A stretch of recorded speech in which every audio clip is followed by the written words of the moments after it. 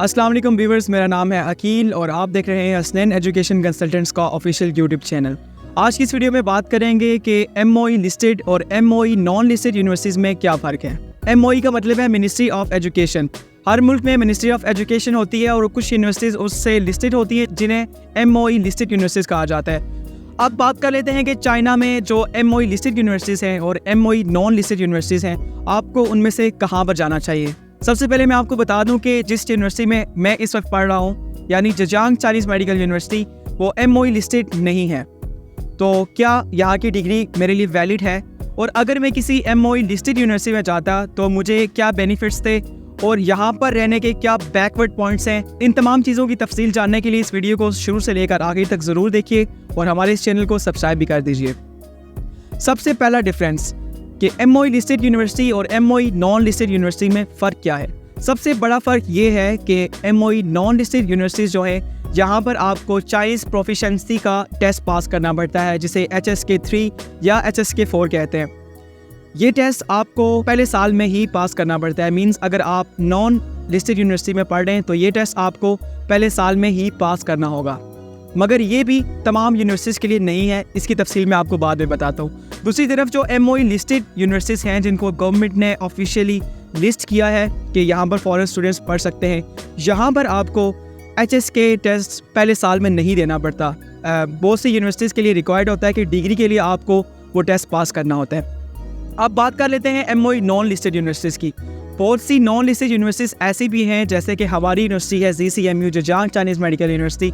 इसमें भी आपको पहले साल में HSK पास करने की ज़रूरत नहीं होती।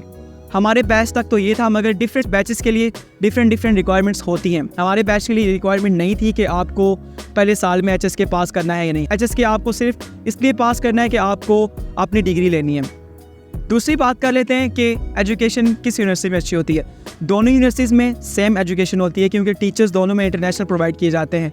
मगर थोड़ा सा यहाँ पर पॉइंट डिफरेंट है कि नॉन लिस्टेड यूनिवर्सिटीज़ में कम इंटरनेशनल टीचर्स प्रोवाइड किए जाते हैं और ज़्यादा आपको चाइनीज़ टीचर ही पढ़ाते हैं। मगर दूसरी तरफ जो एमओई लिस्टेड यूनिवर्सिटीज़ हैं उनमें सारे टीचर्स इंटरनेशनल लेवल के होते हैं और आपकी पूरी क्लास में भी सिर्फ इंटरनेशनल स्टूडेंट्स बैठते हैं। हालांकि यहाँ भी आपके सारे क्लास फेलोज जो होते हैं वो फॉरेनर्स ही होते हैं, मगर यहाँ पे स्पेसिफिक कंट्रीज से होते हैं। मगर जो एमओई लिस्टेड यूनिवर्सिटीज़ हैं वहाँ पे ऑल अराउंड द वर्ल्ड होते हैं, क्योंकि वो सारे लोग स्कॉलरशिप पे आए होते हैं। जैसे पाकिस्तान की बात करें तो HEC की काफ़ी ज़्यादा स्कॉलरशिप्स होती हैं, और अगर आप HEC का टेस्ट क्वालिफाई करते हैं MBBS के लिए तो आपको जिस यूनिवर्सिटी में भेजा जाएगा वो एमओई लिस्टेड यूनिवर्सिटी होगी।